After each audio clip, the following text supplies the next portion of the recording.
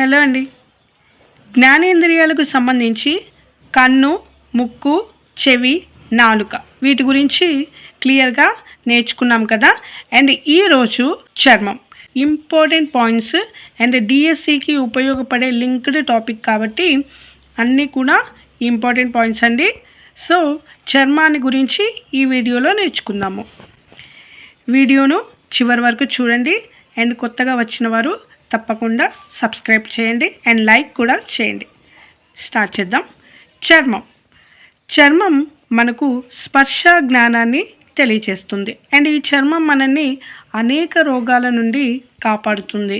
చర్మం మనల్ని ప్రొటెక్ట్ చేస్తుంది. చర్మం యొక్క అధ్యయనాన్ని డెర్మటాలజీ అని అంటారు. డాక్టర్ని డెర్మటాలజిస్ట్ అని అంటారు.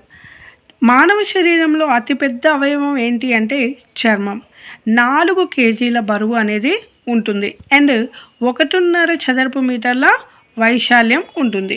చర్మం నిర్మాణంలో ముఖ్యంగా 2 పొరలు ఉంటాయి. ఒకటి బాహ్య చర్మం, 2 అంతఃచర్మం. బాహ్య చర్మంలో 3 పొరలు ఉంటాయి. కార్నియస్ స్తరం, గ్రాన్యులర్ స్తరం అండ్ మాల్ఫీజియన్ స్తరం అనేవి బాహ్య చర్మంలో ఉంటాయి. వెలుపల ఉండే పొరను కార్నియస్ స్తరం అని అంటారు. ఈ కార్నియస్ స్తరంలో కెరాటిన్ అనే ప్రోటీన్ చేరి కణాలు నిర్జీవంగా మారుతాయి. ఈ ప్రోటీన్తో కూడినటువంటి పొరను కార్నియస్ స్తరం అని అంటారు. రెండవది గ్రాన్యులర్ స్తరం అని అనుకున్నాం కదా. సో కార్నియస్ స్తరాలను ఏర్పరిచే కణాలు కలిగి ఉన్న పొరను గ్రాన్యులర్ స్తరం అని అంటారు. మూడవది మాల్ఫీజియన్ స్తరం. నిరంతరం విభజనలు చెందుతూ పైన ఉన్నటువంటి పొరను ఏర్పరిచే సజీవ కణాలను కలిగిన భాగాన్ని మాల్ఫీజియన్ స్తరం అని అంటారు. సో బాహ్య చర్మంలో కార్నియస్ స్తరం, గ్రాన్యులర్ స్తరం అండ్ మాల్ఫీజియన్ స్తరం అనేటివి ఉంటాయి. కార్నియస్ స్తరంలో కెరాటిన్ అనే ప్రోటీను కణాలను నిర్జీవంగా మారుస్తాయి అండ్ కార్నియస్ స్తరాలను ఏర్పరిచే కణాలు కలిగి ఉన్న పొరను గ్రాన్యులర్ స్తరం అని అంటారు. నెక్స్ట్ నిరంతరం విభజనలు చెందుతూ పైన ఉన్నటువంటి పొరను ఏర్పరిచే సజీవ కణాలు కలిగిన భాగాన్ని మాల్ఫీజియన్ స్తరం అని అంటారు. అండ్ నెక్స్ట్ వచ్చేసి అంతఃచర్మం. దీనిని లోపలి పొర అని అంటారు.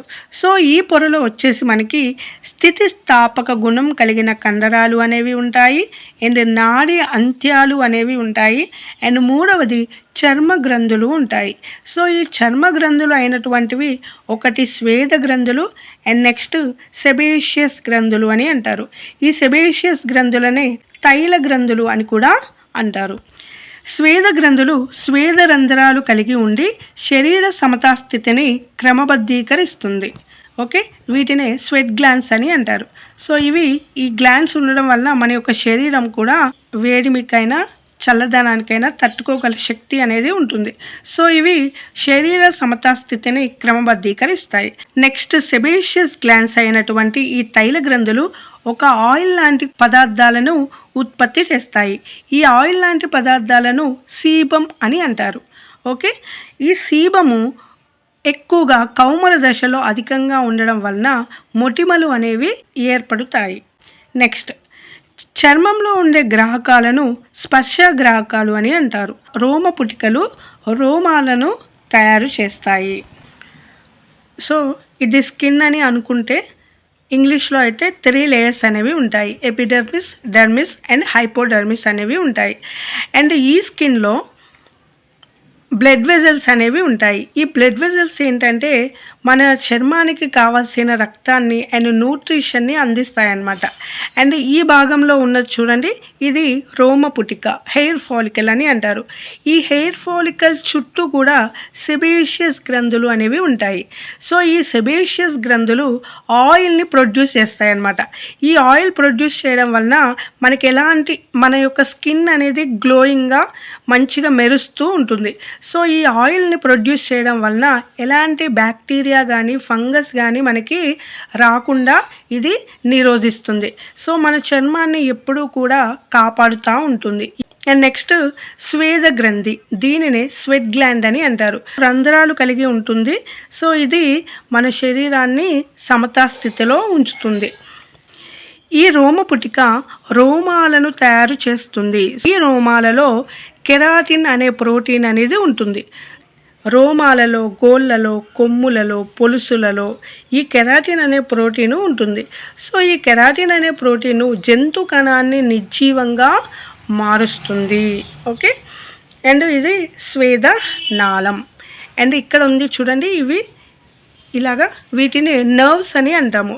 ఈ నర్వ్స్ మన యొక్క బ్రెయిన్కి మెసేజ్ అనేది పాస్ చేస్తుంది అన్నమాట, చర్మానికి సంబంధించిన ఇన్ఫర్మేషన్. నెక్స్ట్ స్పర్శగ్రాహకాలు. ఈ స్పర్శగ్రాహకాలు వివిధ రకాల అంశాలకు సంబంధించి స్పర్శగ్రాహకాలుగా పనిచేస్తాయి. పీడనాన్ని గ్రహించడానికి ఫాసినియస్ కణాలు అండ్ వేడిని చల్లదనాన్ని గ్రహించడానికి నాసిసెప్టార్లు పనిచేస్తాయి. సో పీడనాన్ని గ్రహించడానికి ఫాసినియస్ కణాలు అండ్ వేడిని చల్లదనాన్ని గ్రహించడానికి నాసిసెప్టార్లు పనిచేస్తాయి. ఈ పాసినియస్ కణాలు అండ్ నాసిసెప్టార్లు రెండూ కూడా ఉష్ణోగ్రతలు, చల్లదనాన్ని, వేడిమిని, పీడనాన్ని, ఒత్తిడిని వీటన్నిటినీ కూడా స్పర్శగ్రాహకాలుగా పనిచేస్తాయి. అండ్ ఈ నాసిసెప్టార్లు 30 నుండి 35 డిగ్రీల ఉష్ణోగ్రత కలిగి ఉంటుంది. లెస్ దాన్ 30 కంటే తక్కువ ఉన్నట్లయితే చల్లటిని గ్రహిస్తాయి. అండ్ 30 డిగ్రీస్ కంటే ఎక్కువగా ఉంటే వేడిమిని గ్రహిస్తాయి. నెక్స్ట్ చర్మానికి సంబంధించి కొన్ని వ్యాధులను చూద్దాము. పొంగు, ఆటలమ్మ వంటివి వైరస్ వలన వచ్చే వ్యాధులు. కుష్టు వంటి వ్యాధి బ్యాక్టీరియా వలన వస్తుంది. అండ్ మెలనిన్ లోపం వల్ల వచ్చే వ్యాధి బొల్లి అన్నమాట. మెలనిన్ అనేది ఒక వర్ణక పదార్థము. ఇది ఎండకు ఎక్కువగా ఉండడం వలన ట్యానింగ్ ప్రక్రియకు గురి అవుతుంది. అంటే విచ్ఛిన్నమయ్యి శరీరం అంతా విస్తరించి నీల లోహిత కిరణాల నుండి కాపాడుతుంది. సో ఈ మెలనిన్ లోపం వల్ల వచ్చే వ్యాధి బొల్లి. విటమిన్ లోపం వల్ల వచ్చే వ్యాధి పెల్లాగ్ర. దీన్నే విటమిన్ B3 అని అంటారు. అండ్ నియాసిన్ కోటినిక్ ఆమ్లం అని కూడా అంటారు. అండ్ తామర వంటి వ్యాధి ఫంగస్ వలన వస్తుంది. నెక్స్ట్ చర్మానికి తీసుకోవాల్సిన జాగ్రత్తలు. ప్రతిరోజు ఉదయం, సాయంత్రం స్నానం చేయాలి. చర్మాన్ని రుద్ది స్నానం చేయడం వలన మృత కణాలు పోయి చర్మం కాంతివంతంగా ఉంటుంది.